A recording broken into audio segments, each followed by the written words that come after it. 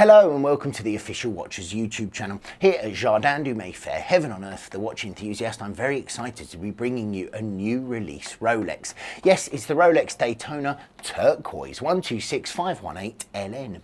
Now, being a fan of pretty much anything that has a stellar dial or stellar dial related look, then of course a turquoise lacquered gold Daytona on Oysterflex is going to be right up my alley. However, I want to get this out early, okay?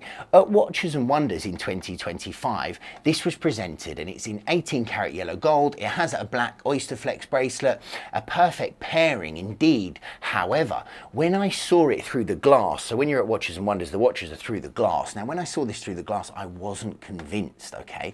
The yellow and the turquoise I thought was crazy. Now, if they'd have done this on white gold with a full white gold bracelet, I think it would be a grail watch for me. However, when I got this watch on my wrist, it did start to grow on me. And I must admit, we've actually had 3 of these now, so I've got to spend a lot of time with them. And it's actually a really nice watch. It shouldn't work on paper, and it does work in the metal. It's still Marmite, I'm not gonna lie. It splits opinion, there's no doubt about it. And I think this watch will continue to split opinion, okay? So I just wanted to get that out early. Now, despite being precious metal, this is a fairly robust chunk of gold, courtesy of the monoblock ceramic bezel, which now features a yellow gold retaining ring for some extra protection against impact. This was one of the updates from the 60th anniversary in 23 that I really did appreciate, as I was never particularly a fan of the rounded bezel edges on the previous models. This looks and feels better in my humble opinion. It also sits on the wrist better thank you to those new lugs. So the stats are actually the same as any current Daytona, coming in at a cuff-friendly 40mm in diameter, 12mm thick with that all-important 100 meters of water resistance and a 72-hour power reserve, courtesy of the new caliber, the 4131, the successor to the venerable caliber 4130. Now, reason to think that this isn't a movement upgrade, as the 4131 now features Paraflex shock absorbers, a chrome energy escapement and a reduced number of components for easier maintenance. So less components, less parts means less servicing.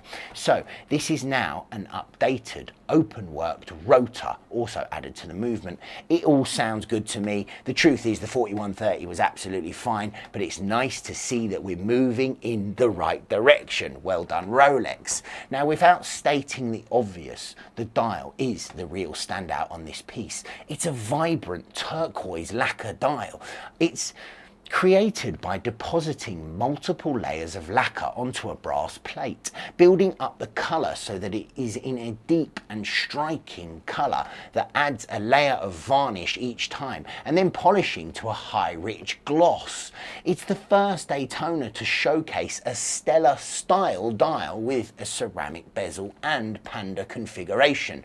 So I really hope that this isn't the last, because if this is a sign of things to come, then I could see my little grail, my white gold on full bracelet actually coming into fruition. Now, don't get me wrong, Rolex being Rolex, they'll probably make it first in an off-catalogue crazy diamond-clad piece, and then they'll slowly trickle down into the normal range, and I might get my dream watch, you never know. I'd be interested to know what you guys think of this. Obviously, I did cover it at Watches and Wonders, so if you haven't seen that video and you want to get a bit more about the new releases, then it's all covered in my 2025 Watches and Wonders video, where I was actually there looking at all the pieces. But guys, I want to know what you think of this one.